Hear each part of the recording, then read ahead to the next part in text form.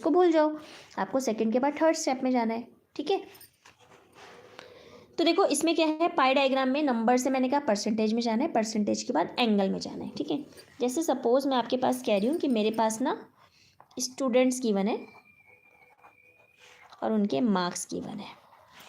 Students कह रही हूँ ABCD, ये गिवन है, उनके मार्क्स गिवन है 48, 36, 24 एंड 12, ये मार्क्स गिवन है, ठीक है। अब क्या है, देखो इसमें क्या लिखा है, मार्क्स लिखा है, परसेंटेज तो लिखा है, तो मैंने क्या बोला इसके बाद क्या बनाना है, परसेंटेज और उसके बाद एंगल। देखो परसेंटेज टोटल कितना होता है 100।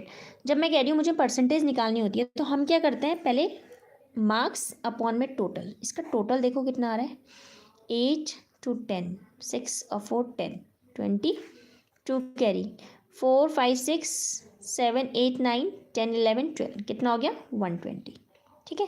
तो जब आप इसकी परसेंटेज निकालोगे तो 48/120 इंटू परसेंटेज के लिए क्या करते हैं, इंटू 100।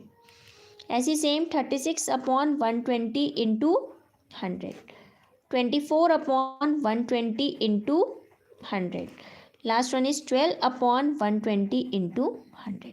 अब इसको सॉल्व करोगे, 12 1 सा 12 4 सा, कितना आ गया ये 40%। सेकेंड सॉल्व करो, 12 1 सा 12 3 सा, ये कितना आ गया 30%।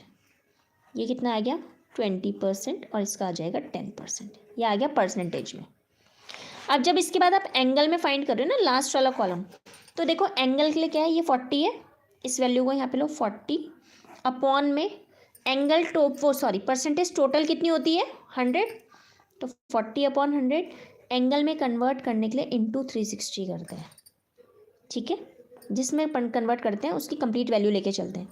सेकंड क्या होगा इसमें 30/100 इंटू 360, 20/100 इंटू 360, 10/100 इंटू 360। इसको जब आप सॉल्व करोगे, देखो 0 से 0 कैंसिल, 0 से 0 कैंसिल, ये कितना हो जाएगा 4 6 24, 4 3 12 13 14, यानी कि 144 डिग्री। इसकी वैल्यू सॉल्व करोगे 108 डिग्री, 72 डिग्री एंड 36 डिग्री हो गया। ये हो गए एंगल। इसके बाद आपने क्या करना है, सिंपल कुछ नहीं करना, कंपास से सर्कल ड्रॉ करना है। जो भी डायग्राम्स होते हैं पेंसिल से ड्रॉ करने हैं, पेन से नहीं करने हैं, ठीक है। It will not consider if you are drawing with a pen. आपको पता है एक सेंटर होता है, उससे आपने रेडियस ड्रॉ कर देनी है। अब आपने क्या करना है, डी को इधर रखना है, नीचे वाले पॉइंट्स देखने हैं। उसमें भी कन्फ्यूजन है बच्चों को कि नीचे के देखते हैं कि ऊपर के पॉइंट्स देखते हैं। हमेशा नीचे के पॉइंट्स कंसीडर करते हैं। नीचे वाले पॉइंट्स, इस डी के मिड पॉइंट को यहाँ पे रख के 144 डिग्री आपका कुछ ऐसे में आएगा। ये हो गया 144 डिग्री। फिर आपने क्या करना है, कॉपी को रोटेट करना है, ठीक है। मेरे पास नहीं है तो मैं ऐसे बता रही हूँ।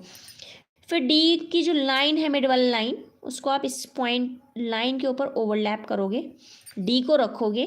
नेक्स्ट नंबर है 108, तो 108 कैसे जाएगा आपका, ऐसे में जाएगा, है ना, 90 से अब जाता है। ये हो गया 108 डिग्री। फिर से कॉपी रोटेट करो। अब डी कहाँ रखोगे, इसके ऊपर। जो डी की लाइन है वो इसको ओवरलैप करेगी। नेक्स्ट वन कितना है 72, 72 आ जाएगा आपका ऐसे में। ये होगा 72 डिग्री। ऑब्वियस जो लास्ट वाला बचा वो कितना आ गया 36 डिग्री। ये बन गया पाई डायग्राम, ठीक है। बच्चे जो मिस्टेक करते हैं वो क्या करते हैं, यहाँ पे डी रखा, कॉपी घुमाने की उनको नीड ही नहीं होती है, तो वो क्या करते हैं एक ही साथ, जैसे यहाँ से 108 दिखा दिया, फिर इसी के ऊपर रख के दूसरा एंगल बन गया। मतलब एक साथ उनके 2-3 एंगल बन जाते हैं, जो बच्चे मिस्टेक करते हैं, ठीक है। ये नहीं करनी आपने, ऐसे बनाना है डायग्राम। हो गया, ये तो हो गया आपका पाई डायग्राम। अब आ जाओ नेक्स्ट, हिस्टोग्राम। देखो हिस्टोग्राम, पॉलीगन, इससे रिलेटेड कर्व या बोल सकते हो। देखो पॉलीगन और कर्व दोनों सेम ही होता है, कुछ उसमें डिफरेंस नहीं होता। बट डिफरेंस जो होता है वो फ्री हैंड और स्केल का होता है, कि कर्व आप फ्री हैंड बना सकते हो लेकिन पॉलीगन स्केल से बनता है, ठीक है। अगर मैं हिस्टोग्राम की बात कर रही हूँ, देखो हिस्टोग्राम ना हमेशा ज्वाइन होके बनता है सिंपल बार डायग्राम की तरह, लेकिन वो ज्वाइन होता है। इसमें भी जो कॉमन मिस्टेक्स जो होती हैं स्टूडेंट्स करते हैं वो मैं आपको बताती हूँ। देखो अगर मैं कह रही हूँ ड्रॉ हिस्टोग्राम, मैं एक साथ बता रही हूँ, एंड फ्रीक्वेंसी पॉलीगन,